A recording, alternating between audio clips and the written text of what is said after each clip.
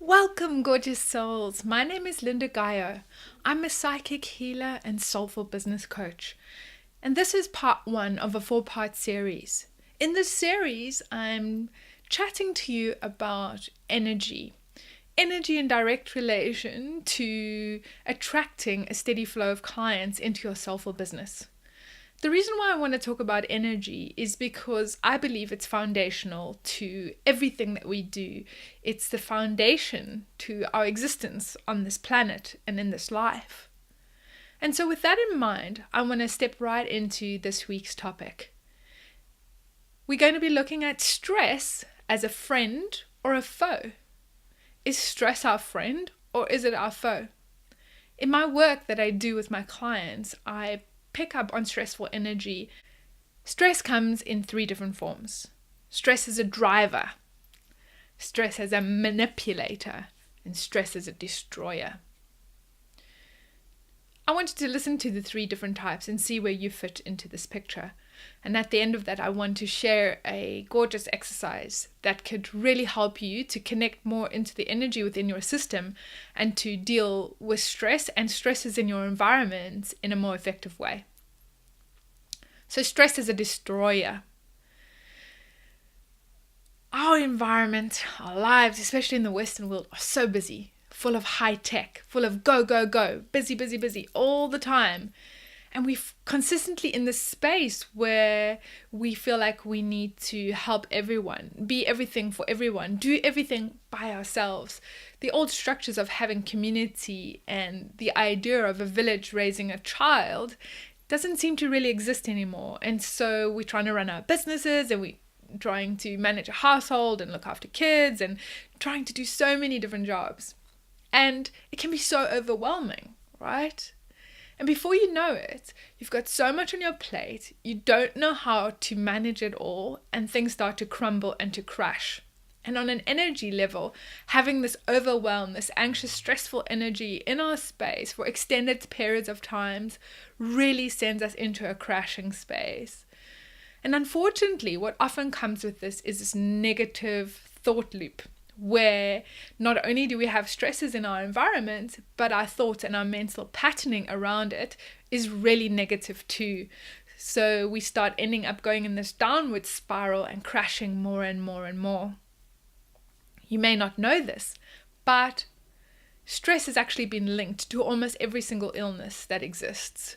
And so if you are struggling with energy levels, if you're feeling a lot of fatigue, if you've got some physical symptoms that are appearing in your body that are causing you to feel unwell and to have dis-ease in your body, very likely the starting factors and the ongoing factors are stress related.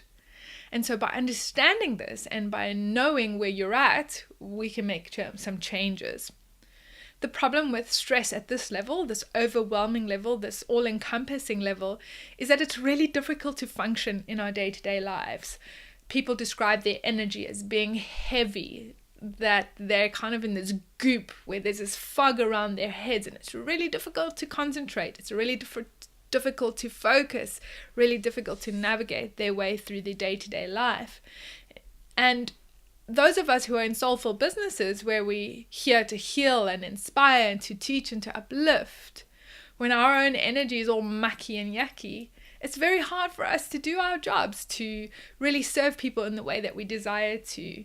And what happens is our connection to our own intuitive wisdom, to our own intuitive guidance, to our heart space is seriously diminished.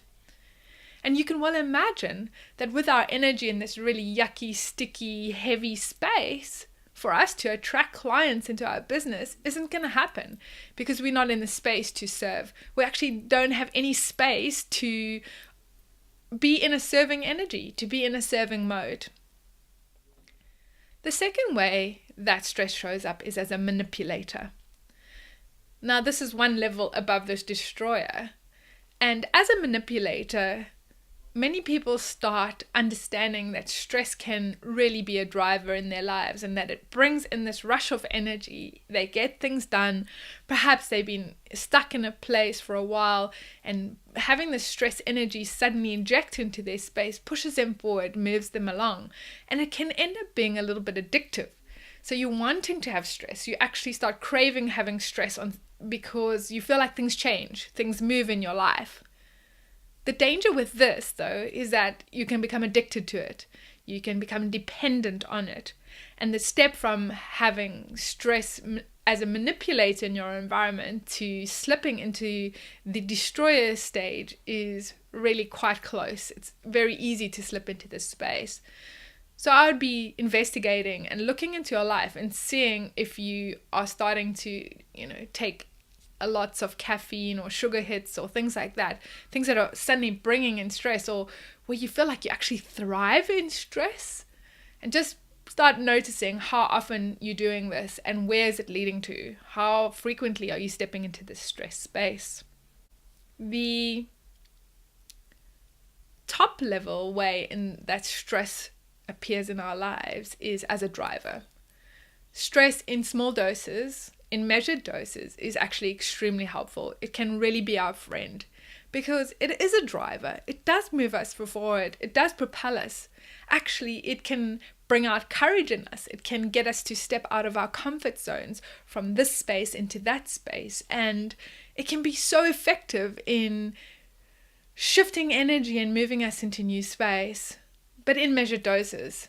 Because if we inject stress into our lives in little doses here and there, it's really effective. But once we start moving into that manipulator phase and then into the destroyer phase is when we've gone too far, where there's too much going on. It's so important as a soulful business owner and entrepreneur for us to balance and measure our stress levels. And so I want to give you a few tips here on how to help you with that. We're in a physical body, right? We've come here in a physical body and it's our vehicle. And for us to abuse or mismanage this physical body means that we are going to end up in that destroyer phase where we feel too unwell to do anything, where we feel like we can't function.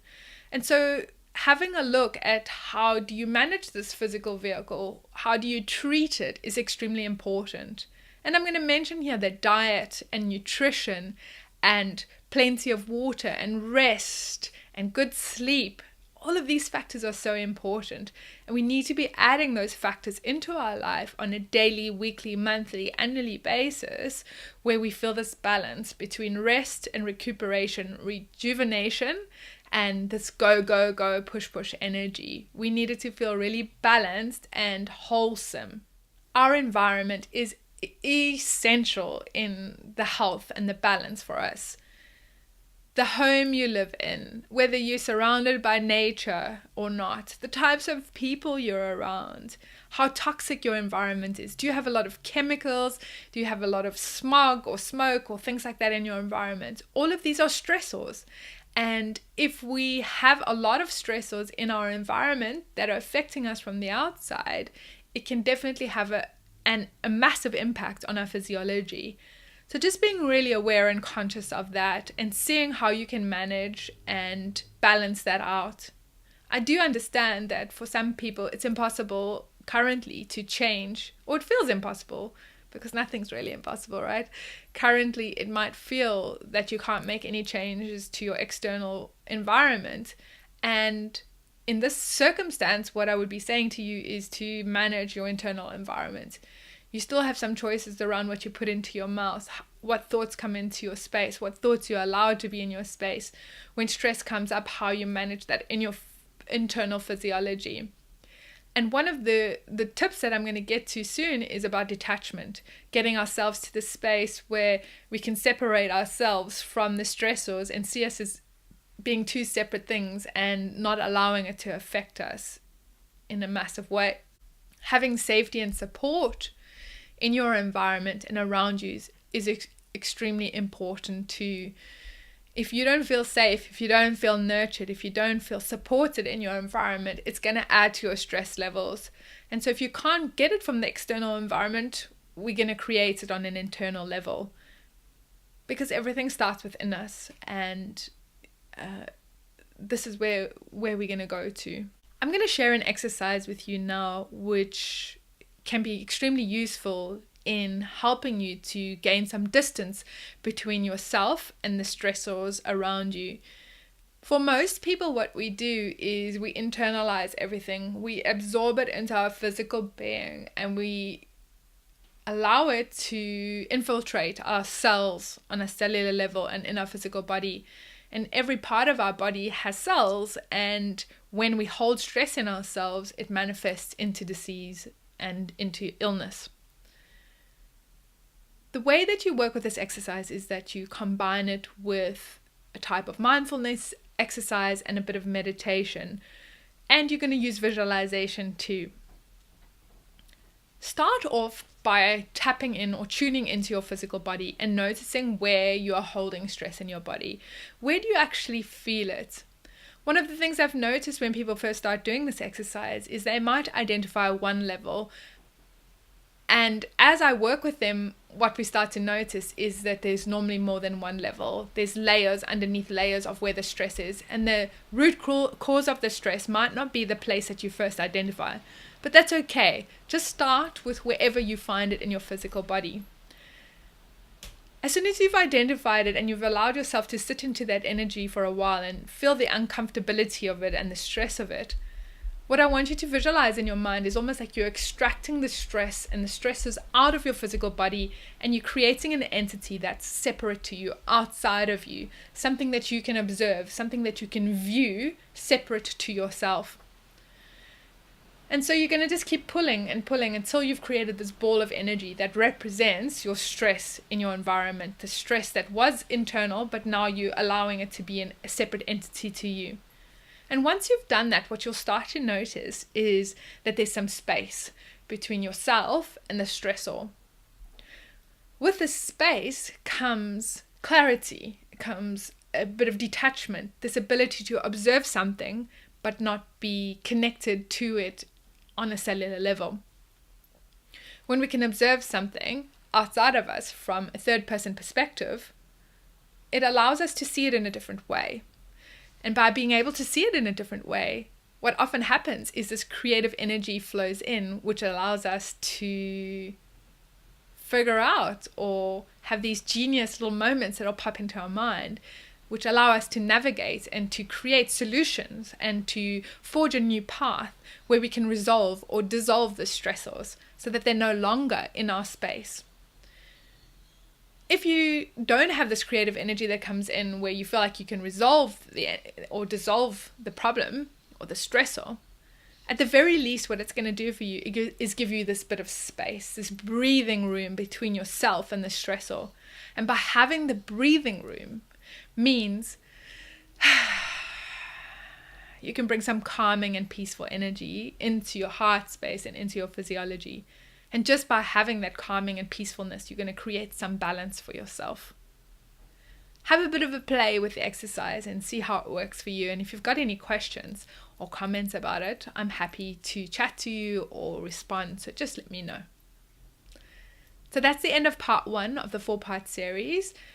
Today we looked at stress, and coming in store for you is 3 other practices which are around energy that's restoring, rejuvenating, and wholesome, allowing you to step more fully into your business as a soulful entrepreneur.